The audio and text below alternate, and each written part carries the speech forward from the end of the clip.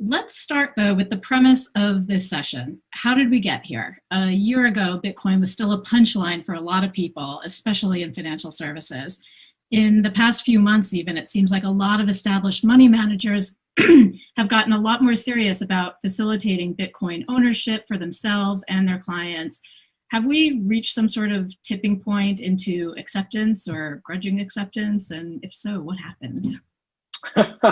Great question. Well, the short answer is yes, we have. I think as somebody who personally has been involved in the space for several years, I think we've reached a tipping point. I think you've had the accumulated experience of now roughly 12 years of the Bitcoin blockchain being operative since the Genesis block in early 2009. And the pandemic, quite frankly, was a catalyst for institutional adoption, and specifically Bitcoin and the narrative or use case around digital gold, particularly in an environment where we've seen unprecedented monetary and fiscal stimulus from central banks and governments in response to the pandemic.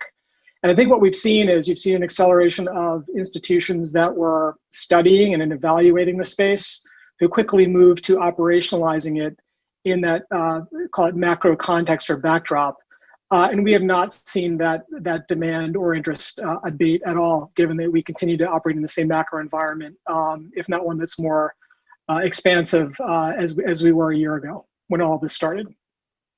So what do you anticipate coming next? Or is this, Bitcoin in terms of price and I think acceptance has kind of like leapt and then plateaued and leapt and plateaued. Do you see sort of, especially financial services, but the corporate world in general, on a straight trajectory towards embracing it and using it more and more? Or do you think once we kind of get back to normal after the pandemic, things will go back to normal? It's an interesting question. I think we continue to see adoption at an accelerated pace. For a host of reasons, I think most market observers would suggest that we're not going to get out of this called stimulated environment anytime soon. Particularly from a portfolio standpoint, you look at the impact of interest rates on what was traditionally the 40% in a 60-40 portfolio, and the fact that there really aren't a lot of good options for folks to generate returns or yield in that traditional construct. I think that's also captured a lot of interest from investors. So I don't think it's going to abate anytime soon. I will also state that there's an interesting dynamic going on here where we know what the supply of Bitcoin is today, and it's a deterministic supply. We know what it will be 5 years from now, 10 years from now, 50 years from now.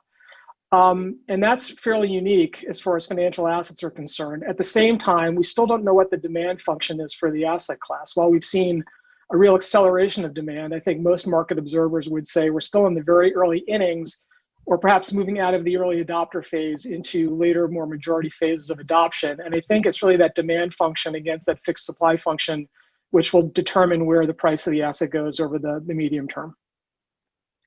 Let's talk a little bit about Fidelity's work with Bitcoin. You've definitely been at the forefront of all of this. How did the interest start, and how have you experimented with it? Tell us what you've learned. Yeah, so Fidelity has a real commitment to basic R&D in the technology space, which as a recent newcomer to Fidelity, I was really quite encouraged to see.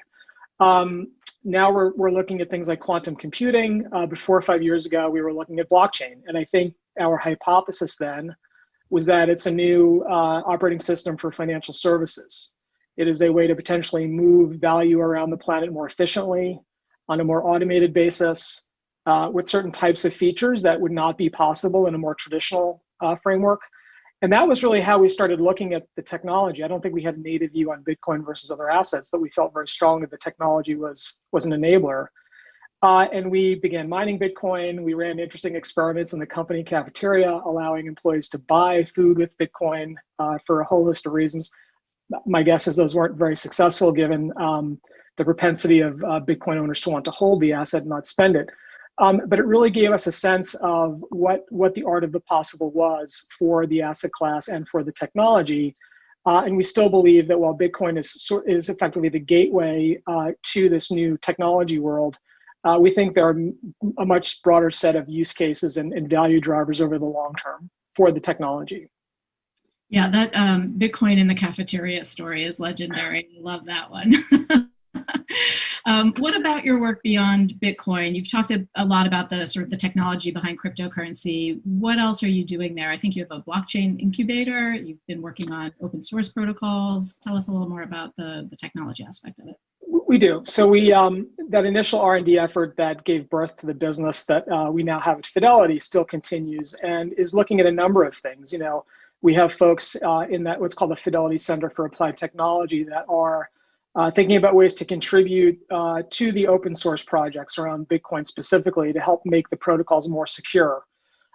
We as an organization fund independent research and programs to improve the technology and make it more fit for purpose and resilient. We are looking at enterprise uses for blockchain technology. So not so much native digital assets, but how can the technology make the movement of existing assets or the settlement of those assets more secure and more efficient by using this modern financial technology.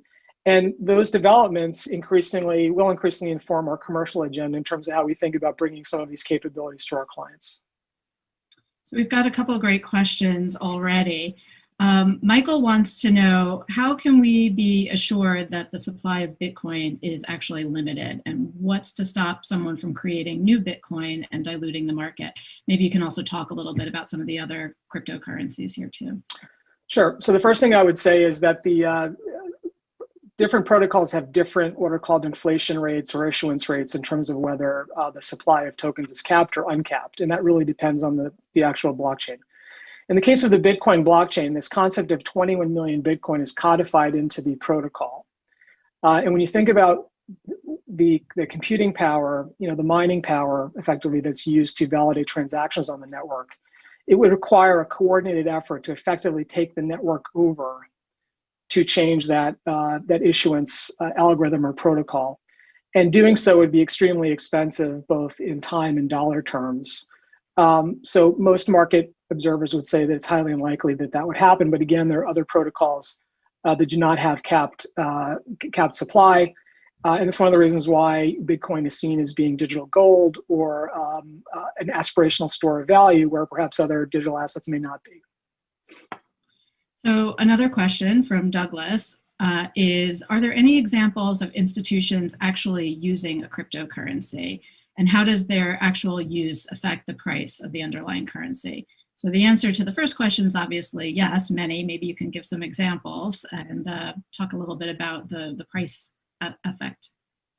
Yeah, so I think this idea of using Bitcoin as a means of payment or means of exchange has probably waxed and waned over the years. I think initially there were some early experiments from e-commerce companies to offer to accept Bitcoin in payment for goods and services. But the fact of the matter is that the predominant narrative now is around digital gold, and therefore investors are reluctant to spend it. So this idea of using Bitcoin as a means of payment, I think, has probably gone off the boil a little bit. Having said that, if you look at network activity and you actually look at the use of Bitcoin as a means of exchange, you do tend to see fairly steady growth trends on the network.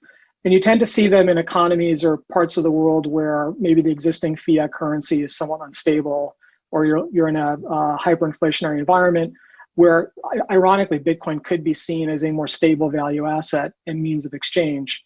But I think we're still very early days in terms of getting to that, getting back to what the initial premise of Bitcoin was, which was a peer-to-peer, monetary system. Yeah, and just to follow up a couple of those examples, Tesla very famously invested in Bitcoin, and supposedly they're accepting Bitcoin payment for their cars. Square, Tom, as you noted, is another one of those sort of payment processors that's been experimenting with it. So it's definitely interesting to see whether it'll kind of be able to fulfill both functions, as you said, like the store of value like gold and a payment. That's right. Yeah, let's talk a little bit about a new endeavor you guys have. You've joined with Coinbase and Square to form a lobbying group to kind of work with regulators about how they should think about cryptocurrency. What do you think needs to be done at that level? Like, what do regulators need to understand about crypto? Yeah, it's a great question. I would say that we've seen good regulatory progress in the U.S. I won't bore you with the specific details, but as far back as the middle of last year, the OCC, predominant bank regulator, providing guidance to banks that wanted to interact in the space was positive. the SEC has been moving in a positive direction. I think that what we need to do as an industry is really focus as much, if not more, on what are the policy implications, what are the enabling aspects of the technology for American consumers and businesses. And I think sometimes that story's been lost, or in the broader context of enforcement actions and other things. But it is an enabling technology. I'm sort of old enough to remember this, but my touchstone is that back in the '90s, when the internet started to gain in prominence, Congress was very foot forward in passing legislation that would give e-commerce companies certain incentives or tax breaks at a state level to make sure that the technology could grow and propagate. Now, I'm not suggesting the industry needs those types of breaks. What I am saying is I think if we look at this technology from a policy standpoint, both in terms of what it does for financial inclusion, broader access to financial assets, and quite frankly, even some geopolitical considerations, given that countries like China have been very aggressive around rolling out central bank digital currency and using blockchain for industrial purposes, it really is bringing that type of perspective to policymakers, as well as education. There's still a lot of debate about things like power consumption, use of blockchain for fraudulent activity. And I think what we want to do as an organization, as an industry, is bring light to those topics and engage with policymakers in a constructive way, so we can make this a strategic technology for the U.S. and other global jurisdictions. So we're almost out of time, but we're getting a bunch of questions about regulation. So let me just sort of try to summarize Vinay and Mark and a few others. What do you think will happen and what should happen? I mean, you made the comparison to the early days of the internet, which was also supposed to be rife with criminal element, like Bitcoin users are often thought to be today. What can you point to anything specific in terms of like what might happen or what you think should happen? Great question. So look, any number of things. The Fed, for example, is looking at the efficacy of a central bank digital currency, a digital dollar. I think those are very constructive discussions, and the industry should be involved in those. I think that regulators like the SEC and CFTC, there's been a call, a few folks in Congress said, look, we want to create a working group that kind of unifies the SEC and the CFTC's approach to this asset class or this technology. That would be great. Harmonizing some of these regulations, it's also the case that depending on, the type of service you offer in the US, you have to deal with upwards of 50 state regulators. So anything we can do to harmonize some of the understanding about the technology and its uses, I think would go a long way in allowing the industry to continue to innovate on behalf of consumers and corporations in the US.